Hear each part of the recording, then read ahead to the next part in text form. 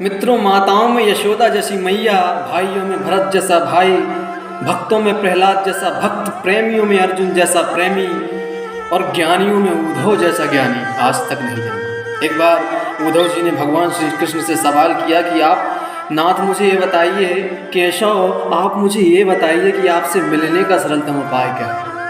तो भगवान श्री कृष्ण बोले कि कर से कर्म करहूँ विधिनाना, मन राखूं जहाँ कृपा निधाना। उद्धव, इस कलयुग में लोग मन से कुछ और सोचते हैं, वाणी से कुछ बोलते हैं, करते कुछ हैं। इसलिए लोग यहाँ भटक जाते हैं, परंतु जो अपने सिद्धांत को हमेशा अटल रखते हैं सिर्फ वही मुझे पाते हैं। के काम करते चलो, नाम रटते चलो, हर समय कृष्ण का ध्यान धरते चलो, काम की वासना को मिटाते चलो, कृष्ण गोविंद गोपाल गाते चलो। भक्ति का सरलतम मार्ग है। एक बार सिकंदर जब भारत में आया तो हमारे सब संत मिलकर के उसके स्वागत के लिए पहुंच गए, जयमाला लेकर के। अरे सिकंदर आओ, सिकंदर बड़े महान हो आप तो। सिकंदर से कहा कि ये सुई जो है हमारे हम गरीब कपड़े फट जाते हैं, सिल लेते हैं इसी से। एक काम करना कि तुम तो बड़े विजेता हो, बड़े महान वीर हो, जब हमारा देहांत वास हो जाए तो उसके ऊपर जब हम स्वर्ग में जाएं तो ये सुई हमें वापस कर देना। सिकंदर ने कहा, अरे मैं सुई कैसे ले जा सकता हूँ ऊपर।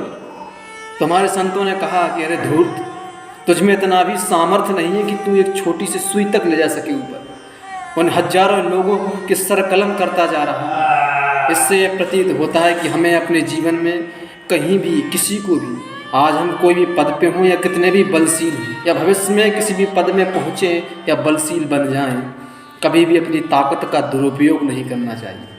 आज के लिए इतना ही है। धन्यवाद। और हमेशा भगवान से लगाव रखना चाहिए।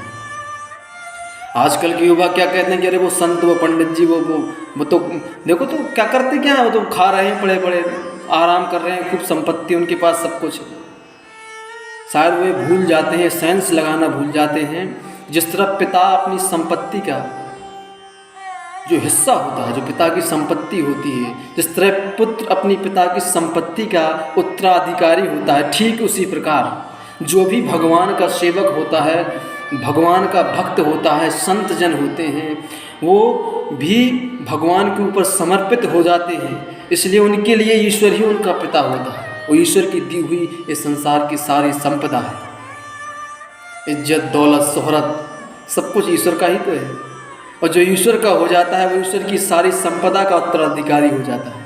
उसे कोई चीज़ मांगने नहीं मिलती, अपने आप मिलने लगती है। इसलिए वो पड़े पड़े खाते हैं, क्योंकि वो ईश्वर के हो चुके हैं।